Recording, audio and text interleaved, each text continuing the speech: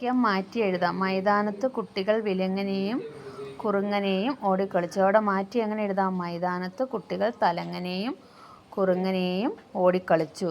തൊട്ട് തൊട്ട് വെച്ചിരിക്കുന്ന മിഠായി ഭരണികൾ കാണാൻ നല്ല ചന്തമുണ്ട്. നിരനിരയായി വെച്ചിരിക്കുന്ന മിഠായി ഭരണികൾ കാണാൻ നല്ല ചന്തമുണ്ട്. അടിയിൽ വരയിട്ട വാക്കുകൾക്ക് പകരം തലങ്ങും വിലങ്ങും നിരനിരയായി തുടങ്ങിയ വാക്കുകൾ ഉപയോഗിച്ച് വാക്യങ്ങൾ മാറ്റി എഴുതൂ. അതാണ് അവിടെ കൊടുത്തിരിക്കുന്നത്.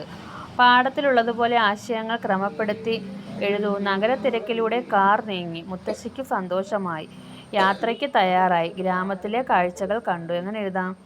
യാത്രയ്ക്ക് തയ്യാറായി. നഗരത്തിലൂടെ കാർ. ഗ്രാമത്തിലെ കാഴ്ചകൾ കണ്ടു. മുത്തശ്ശിക്ക് സന്തോഷമായി. യാത്രയ്ക്ക് തയ്യാറായി. നഗരത്തിരക്കിലൂടെ കാർ നീങ്ങി. ഗ്രാമത്തിലെ കാഴ്ചകൾ കണ്ട് മുത്തശ്ശിക്ക് സന്തോഷമായി. മാണിക്യ ചെമ്പഴുക്ക. മാഞ്ചുവട്ടിൽ കുട്ടികളുടെ ബഹളം.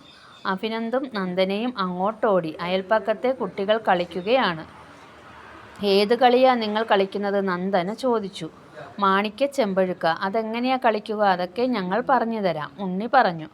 മാണിക്യ ചെമ്പഴുക്ക കളിക്കുന്നത് എങ്ങനെയാണെന്ന് ഉണ്ണി നന്ദനയ്ക്ക് പറഞ്ഞു കൊടുത്തു. എല്ലാവരും പിറകിലേക്ക് കൈകെട്ടി വട്ടത്തിൽ നിൽക്കണം. നിങ്ങൾക്കറിയുമോ മാണിക്യ ചെമ്പഴുക്ക കളിക്കാൻ?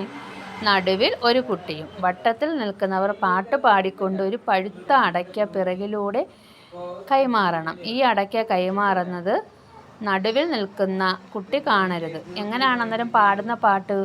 ഓടുന്നുണ്ടോടുന്നുണ്ടേ മാണിക്യ ചെമ്പഴുക്ക, അക്കയിൽ ഇക്കയിലേ മാണിക്യ ചെമ്പഴുക്ക, നടുവിലിരിക്കുന്ന ബിരുദനറിയാതെ ഓടുന്നുണ്ടോടുന്നുണ്ടേ മാണിക്യ ചെമ്പഴുക്ക.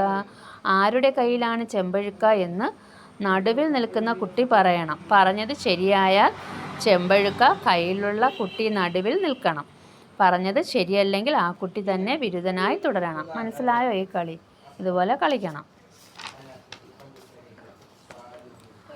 എത്ര കളികളുടെ പേരറിയാം? നിങ്ങൾക്കറിയാവുന്ന കളികളുടെ പേരെഴുതൂ. ഏതൊക്കെ കളി അറിയാം? ഒളിച്ചു കളി അറിയാം, കല്ലുകളി അറിയാം, ക്രിക്കറ്റ് കളി, കള്ളനും പോലീസും. പിന്നെ ഏതൊക്കെ കളികളാ? പിന്നെ ചെക്ക് കളി, സാറ്റ് കളി,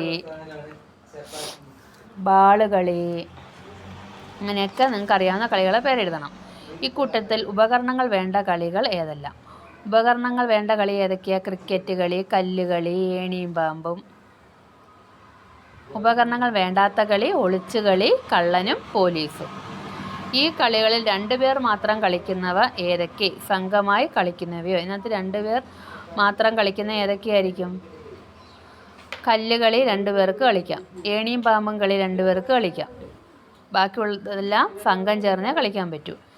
നിങ്ങൾക്കിഷ്ടപ്പെട്ട ഒരു കളിയെക്കുറിച്ച് വിവരണം എഴുതണം കേട്ടോ. അടുത്ത നോക്കിയേ, നമ്മുടെ കുളം. അച്ഛ അതാ ഒരു ജാഥ. മാഞ്ചുവട്ടിൽ കളിച്ചുകൊണ്ടിരിക്കുന്ന നന്ദന ഓടി വന്നു പറഞ്ഞു. പാടവരമ്പിലൂടെ വരി വരിയായി ആളുകൾ നടന്നു വരുന്നു. നുസ്രത്തേ, നിന്റെ ഉപ്പയല്ലേ മുന്നിലുള്ളത്? ഉപ്പ ഇന്ന് തയ്യൽക്കട തുറന്നിട്ടില്ലല്ലോ, സഞ്ജു ചോദിച്ചു. എല്ലാവരും വട്ടിയും കുട്ടയുമായി എങ്ങോട്ടാ? വേലിക്കരികിൽ നിന്ന് നന്ദനയുടെ അച്ഛൻ ചോദിച്ചു. അല്ല രാജു, നീ എപ്പോഴാ നാട്ടിൽ വന്നത്? നീ വരുന്നോ? ഞങ്ങൾ പാടത്തെ കുളം വൃത്തിയാക്കാൻ പോവുകയാ, ഗോവിന്ദേട്ടൻ പറഞ്ഞു. ഞാനും വരാം. പണ്ട് നമ്മളൊക്കെ ചേർന്ന് കുഴിച്ച കുളമല്ലേ ഗോവിന്ദേട്ട. കുളം വൃത്തിയാക്കിയാൽ കുട്ടികൾക്കെല്ലാം നീന്തൽ പഠിക്കാം, നുസ്രത്തിൻ്റെ ഉപ്പ പറഞ്ഞു. ഈ കുളം നമ്മുടേത്, വൃത്തിയായി സൂക്ഷിക്കുക. കണ്ടോ അവിടെ എഴുതി വച്ചിരിക്കുന്ന ബോർഡ് കണ്ടോ? നാട്ടുകാർ ഒരുമിച്ചാൽ പലതും ചെയ്യാൻ കഴിയും. നമ്മുടെ റോഡെല്ലാം കുണ്ടും കുഴിയുമായി കിടക്കുകയല്ലേ. കുഴികളെല്ലാം മണ്ണിട്ട് മൂടിയാൽ വഴി നടക്കാൻ പ്രയാസമുണ്ടാവില്ല, രാജു പറഞ്ഞപ്പോൾ എല്ലാവരും തല കുലുക്കി. അല്ലേ, വഴികളൊക്കെ എല്ലാവരും ചേർന്ന് വൃത്തിയാക്കി കഴിഞ്ഞാൽ എല്ലാവർക്കും ഉപയോഗപ്രദമാവും. ഇതുപോലെ ഏതൊക്കെ പൊതു ഇടങ്ങൾ നമ്മുടെ നാട്ടിലുണ്ട്? എഴുതൂ. ഏതൊക്കെയുണ്ട്? ബസ് കാത്തിരിപ്പ് കേന്ദ്രമുണ്ട്, പാർക്കുണ്ട്, അങ്ങനെയൊക്കെ പൊതു ഇടങ്ങളുണ്ട്. കുളത്തിൻ്റെ കരയിൽ വെച്ച ബോർഡ് കണ്ടില്ലേ? ഇത്തരം ബോർഡുകൾ മറ്റെവിടെയൊക്കെ സ്ഥാപിക്കാം? ബസ് കാത്തിരിപ്പ് കേന്ദ്രത്തിലും അവിടെയൊക്കെ സ്ഥാപിക്കാം. കുളത്തിൻ്റെ കരയിൽ, പിന്നെ ആൾക്കാർ കൂടുന്നിടത്ത് ഒക്കെ സ്ഥാപിക്കാം. ബീച്ചിൽ. നിങ്ങളുടെ കൂട്ടുകാരുടെ കുടുംബാംഗങ്ങളിൽ ഏതെല്ലാം തൊഴിൽ ചെയ്യുന്നവരുണ്ട് നോക്കേ. ധനലക്ഷ്മിയുടെ വീട്ടിൽ ആരൊക്കെയുണ്ട്? ഏതൊക്കെ പണിക്കാരുണ്ട്? കൽപ്പണിക്കാരുണ്ട്, തയ്യൽക്കാരുണ്ട്, പെയിൻറ്റിംഗ് ഉണ്ട്, ആശാരിപ്പണിക്കാരുണ്ട്, മരപ്പണിക്കാർ. സാത്വിക പോലീസ്, വയറിങ്, ഡോക്ടർ, തെങ്ങുകയറ്റക്കാരൻ അല്ലേ? അടുത്ത് നോക്കിയാൽ നുസ്രത്തിൻ്റെ ഉപ്പ തയ്യൽക്കാരനാണ്. ഇതുപോലെ മറ്റു തൊഴിലാളികളുടെ പേരെഴുതൂ. നിങ്ങൾക്കറിയാവുന്ന തൊഴിലിൻ്റെ പേരെഴുതണം. അധ്യാപകൻ എഴുതാം. പിന്നെന്തോ എഴുതാം? ഡോക്ടർ എഴുതാം. പിന്നെ അങ്ങനെയുള്ള ഓരോ പണികൾ എഴുതാം. കൽപ്പണി എഴുതാം, പെയിൻറ്റിങ് എഴുതാം, ആശാരിപ്പണി എഴുതാം. വാക്കുകൾ എഴുതാം, വായിക്കാം. ഗ, ര, പ, ത, യ അത് വെച്ച് വാക്കുകൾ ഉണ്ടാക്കണം. രഥം, പാത, ജാത, പത, കഥ. പിന്നെന്തോ എഴുതാം? ദാനം, ഗാഥ.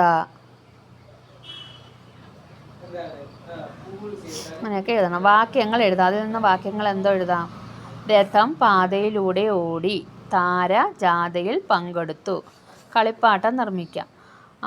അമ്മമ്മ കുട്ടികൾക്ക് ചില കളിപ്പാട്ടങ്ങൾ ഉണ്ടാക്കി കൊടുത്തു. നിങ്ങൾ ഇത്തരം കളിപ്പാട്ടങ്ങൾ ഉണ്ടാക്കാമോ? ചാഞ്ചാടും പാവ. അമ്മമ്മയുടെ നാടിൻ്റെ പ്രത്യേകതകൾ വായിച്ചല്ലോ. നിങ്ങളുടെ നാടിൻ്റെ പ്രത്യേകതകൾ ഉൾപ്പെടുത്തി ലഘുവിവരണം തയ്യാറാക്കുക. പാട. കുളവും തോടും കുളിർച്ചോലകളും കളകളമൊഴുകും അരുവികളും കാറ്റിൻ പാട്ടിനു കാതോർത്തിടും പൂക്കളമുള്ളൊരു മലനാട്. കാടും മേടും കതിരണി വയലും അണിയണി നിൽക്കും തെങ്ങുകളും പക്ഷികൾ പാടും പൂന്തോപ്പുകളും എത്ര മനോഹരമൻ നാട്.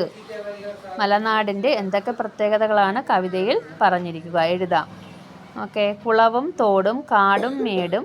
ഇതുപോലെ ഒരുമിച്ച് ചേർക്കാവുന്ന മറ്റേതെല്ലാം പദങ്ങൾ നിങ്ങൾക്കറിയാം? രാവും പകലും, കായലും കടലും, എരിവും പുളിയും, തിരയും തീരവും, മാനും മയിലും, വയലും തൊടിയും. പറയാം, എഴുതാം. ഈ കവിതയ്ക്കൊരു തലക്കെട്ട് നൽകുന്നു. നിങ്ങൾക്ക് ഇഷ്ടമുള്ള തലക്കെട്ട് നൽകാം.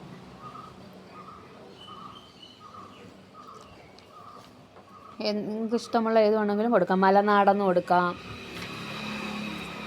കവിതയുടെ ആശയം സ്വന്തം വാക്യങ്ങളിൽ പറയൂ, എഴുതൂ. മലനാട്ടിൽ എന്തൊക്കെയുണ്ട്? കുളമുണ്ട്, തോടുകളും അരുവികളും പാട്ടിന് കാതോർക്കുന്ന പൂക്കളുമുണ്ട്. അതുപോലെ കാടും മേടും കതിരണിഞ്ഞു നിൽക്കുന്ന കുറേ വയലുകളും തെങ്ങുകളും പക്ഷികളും പാടുന്ന പൂന്തോപ്പുകളാലും മനോഹരമാണ് മലനാട്.